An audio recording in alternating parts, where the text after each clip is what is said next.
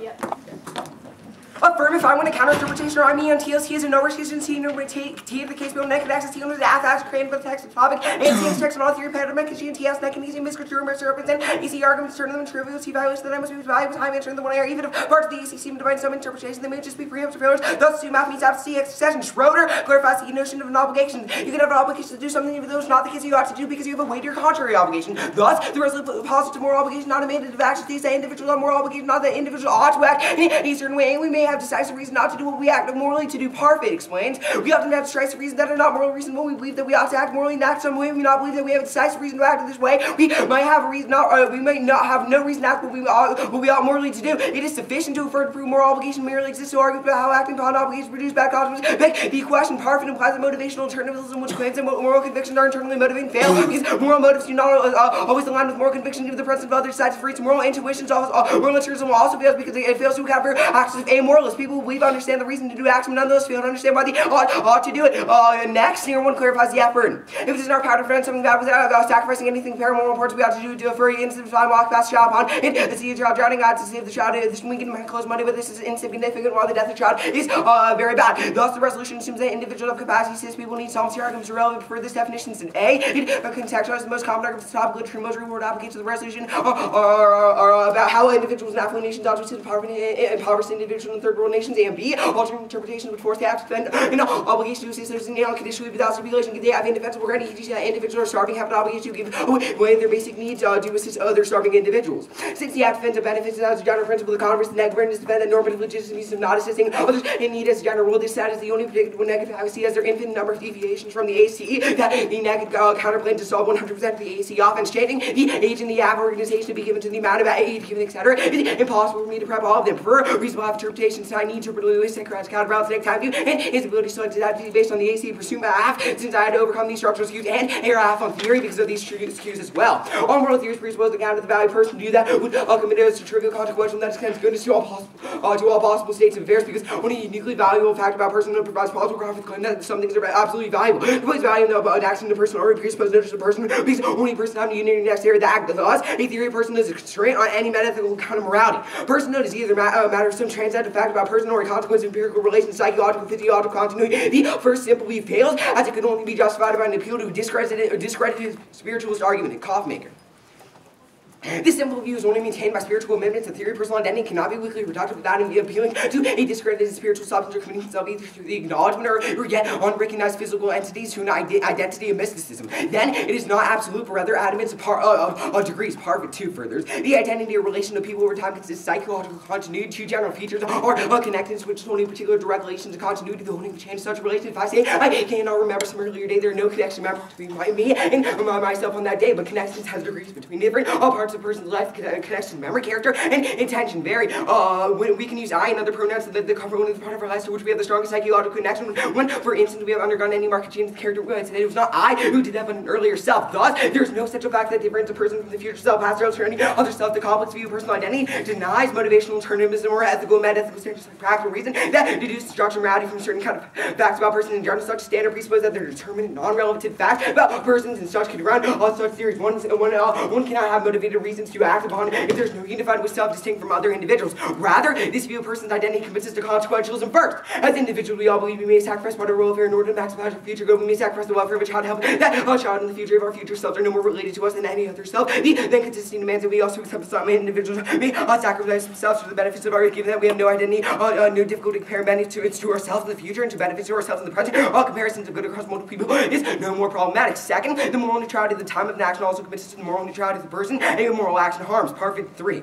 Most of us believe mere difference in when something happens cannot be morally significant. It does not as much matter when something happens. Why does it matter to whom it happens? Both are mere differences of position. When we choose, we need only be concerned with how great the benefits will be. And among physical states and the mental states of pleasure and pain are objectively desirable and undesirable, respectively negative. Pleasure, good, pain, and bad, no matter they were. It might be stated that the person of pain is useful. Phobia having nothing to do with the intrinsic undesirability of pain itself. This proposal seems the same. We can't disregard the common impression of the contrary as collective illusion. Such things are at least good or bad for us. If anything, we cannot from the text standpoint withhold the source of the most direct and subjective value judgment we make concerning their own consciousness. Further, the capacity for happiness and suffering is the base of all interests and ends for Singer too. The capacity for suffering is the prerequisite for having interest in all would be not since they was not in the interest none to be taken because cannot suffer if being suffers. There can be no justification for refusing to consider that suffering. Thus, my standard is assisting well-being. There are the extinction precedes morality is awful first. Conflict free beyond impacts extinction comes first.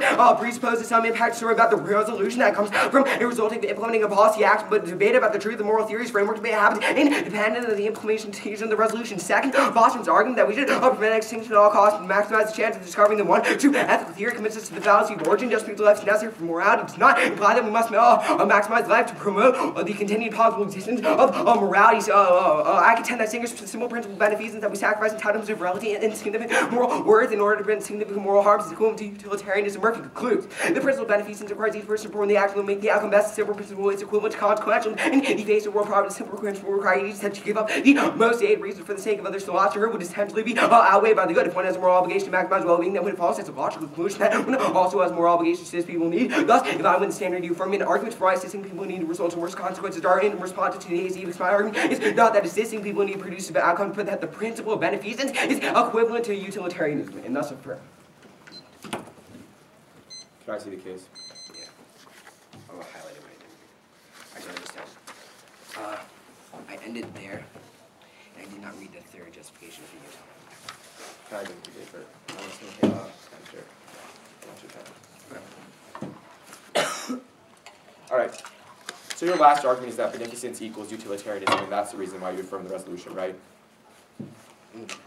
That's a preamp, right? That's a thesis of the AC. Right, but is that the offense you win back to your framework, right? You do not defend. You do not defend contentional level offense linking back to utilitarianism. That is contentional level offense, right? How is it contentional level offense?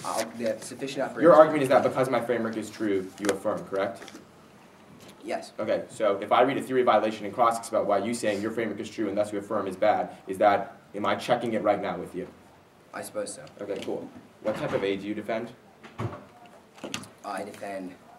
I mean, again, the resolution is not asking us to take an action. Well, what type of aid do you defend? Right, I don't have to defend giving some type of aid if we're not defending an action. I have to defend so you won't defend giving financial aid to people? Do you want me to defend giving financial aid to people? Yeah, I do want you to defend giving financial aid to people. I would defend the Singer principle beneficence in the extrapolation he makes that individuals in affluent nations have a moral obligation to give 10% of their income to overseas charities. Will we defend like programs like welfare and things like that and the whether or not... No, I would defend the Singer principle beneficence in the extrapolation he makes. Okay, so then I'm checking now. I'm going to run a theory shell that says you ought to defend financial aid that will grant me access to welfare dependency terms, okay? Thank you for telling me this. All right, good. I'm glad we clarified it. Are there any arguments in the AC about why you get an RBI? Yeah, that's what I started the AC with. Okay, so what are the arguments? Just times you? The argument's by T is an RBI. That's because we have to make it a two-way street. Okay. Then your Schroeder evidence says that, what is Schroeder clarifying for an obligation? All right, the Schroeder argument is that you can have an obligation to do something even though it is not the case that you ought to do it because of weightier contract. Okay, can you point to me the warrant in that card, which is one sentence, that justifies his conception of an obligation?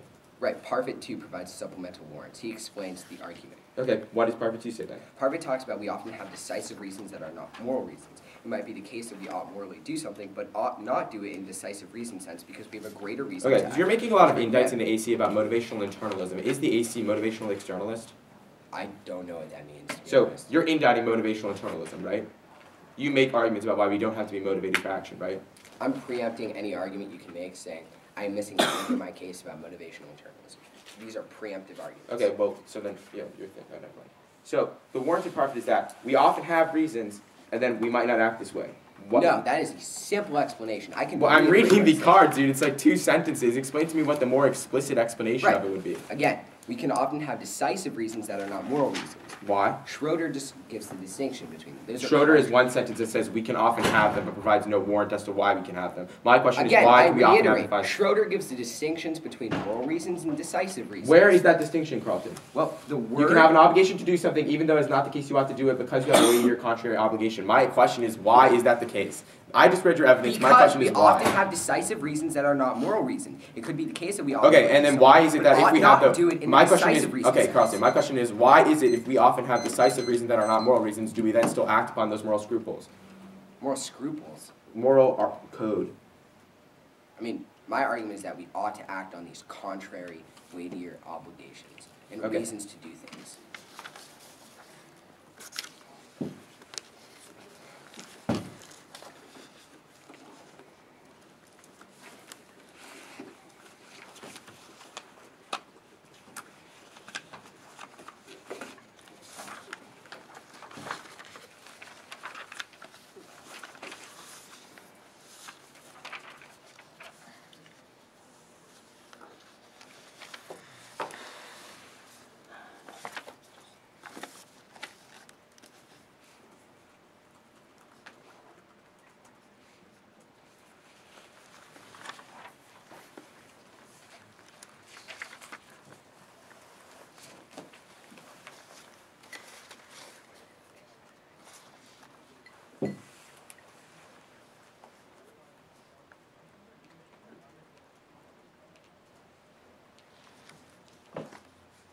You, is your computer okay? So you can keep going to sleep.